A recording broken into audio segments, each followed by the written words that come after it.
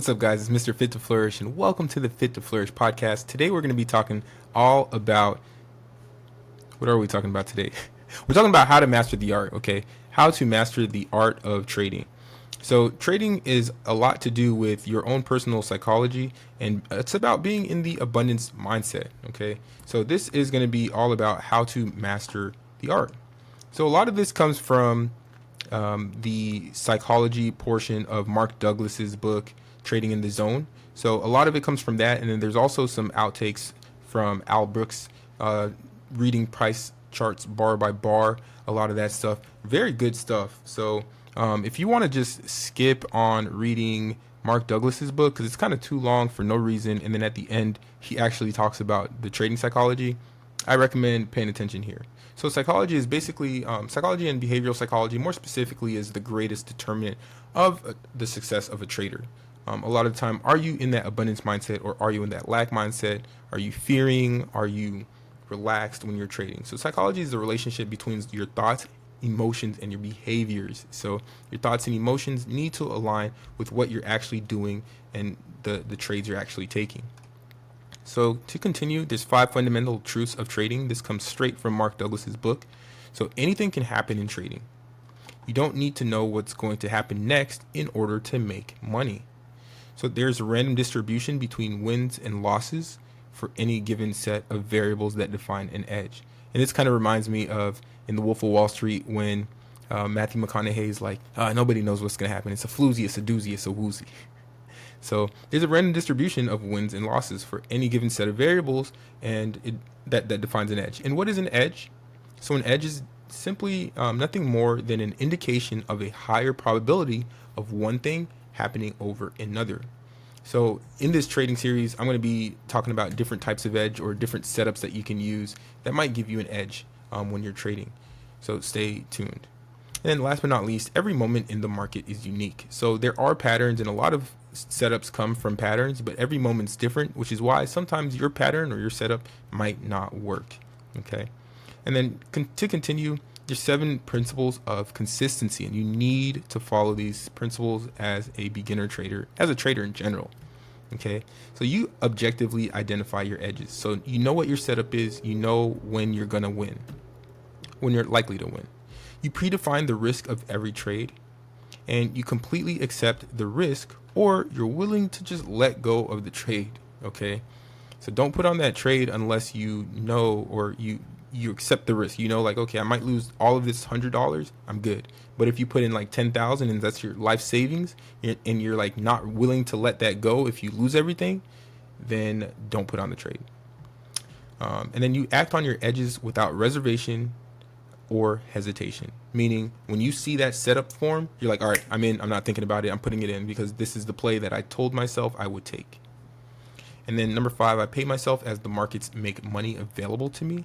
So every time you're in profits, you're not like hoping that it goes to the moon like a GameStop play. You're like, okay, this is really big profits for the size of my account. So you always want to be thinking about, okay, well, if my account is $100 and I just made $120, I just made 20% on top of my account. So this is really big for me. I need to take profits here instead of just praying that it goes to 200 and 300 and 400.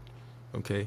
And you know it's at a resistance level. You don't do that. You pay yourself as the market makes money available to you.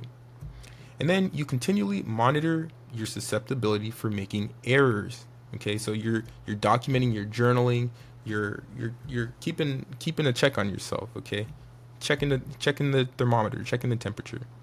And then you understand the absolute necessity of these principles of consistent success, and therefore you never violate them. Okay.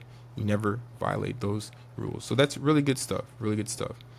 And then one thing that you should be aware of is a term called tilt. So what is tilt? So tilt is when a trader has a losing trade and starts to go crazy. You start to trade with wild emotions, trying to get back what you just lost, revenge trading, so to speak. And you just keep trading and keep trading and keep losing and keep losing. That is tilt. That's when you got to kind of chill out. Take a step, take a breath out, take a step outside and just breathe. So yeah, how do you handle tilt? Of course, you document how you feel on every trade. If you get a losing trade, walk away, take a walk, go get some air, take some time off from trading. start using paper trading to try to get back into flow. And then you can also prevent tilt by first paper trading and think of trading as a game. So think of it as a game. Create a system. I have a system I call the Gideon system, where I use different names, like a warrior system. I use different, different grades for each of my trade setups.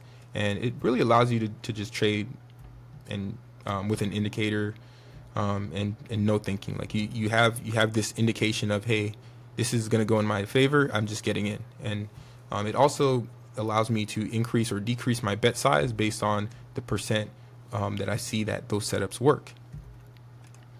And then how do you document your progress? So before, during, and after. So journaling using Excel, TradeZilla, from one of my favorite YouTube traders, Umar Ashraf. It's probably one of the first people I've started watching on YouTube that was like actually like showing you the trades. It was pretty cool. Tasty Trades, Trader View, and then you can also post online, not for attention, but to just keep yourself accountable. Like just be like, hey, I took this trade. And if you're in that consistent, if you're in that habit of posting online every day, then like you'll keep yourself accountable. Because the days that you lose, you're like, oh shoot, why did I lose? Because I probably swayed from my rules. And now you're kind of ashamed to post it online, but you got to post it online because you've been posting every day.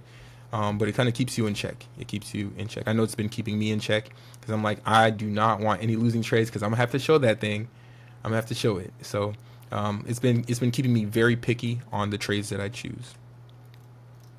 So this is just kind of an example of how I document my trades. So I do like a pre-market sentiment, plan for the day, the ticker I traded, the trade setup, the trade size, net gain, percent gain, overall grade, and comments. And I basically kind of got this from Umar Ashraf,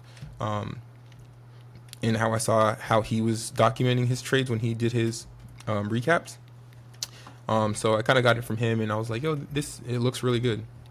And you can make it like a lot more detailed, and you can do monthly reviews as well, which is what Umar Ashraf also talks about doing. Which is really, really good stuff. Just documenting as much as possible in order to journal that progress and then to make that progress and to realize it. So I want to leave you with this. Okay, if you're a beginner trader, you're probably or you're a trader who's been trading for like, oh, I've been trading for 5 years. You haven't been trading for 5 years. If you haven't been documenting, then you have not been trading for that long. You probably wake up every single day and you're just trying to put on a trade. You're praying to the stock market gods, as I like to say, hoping that they give you a GameStop play. That's what you're doing. You're not trading. Okay, so document your trades, and I want you to do the consistent trader challenge. This is my challenge to you. So you practice one trade move using Edge for 20 trades in a row.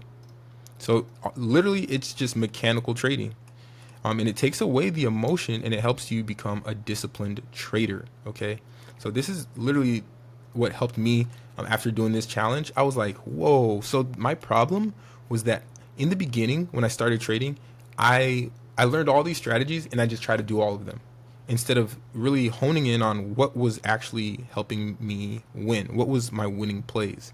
And I wasn't even documenting that. So that's probably why you're losing a lot of your trades, number one, as retail traders. So yeah, I challenge you to do the 20 trades in a row using the same exact strategy and see what it yields you, and then see what the wager was, the gain, and it's going to be eye-opening, and it's going to change your trading dramatically. I promise. But yeah, you need a daily routine. Oh, you don't need okay, so you need a daily routine, but it doesn't have to be like, oh, I wake up and I take a cold plunge like some of these influencers. It's not that serious.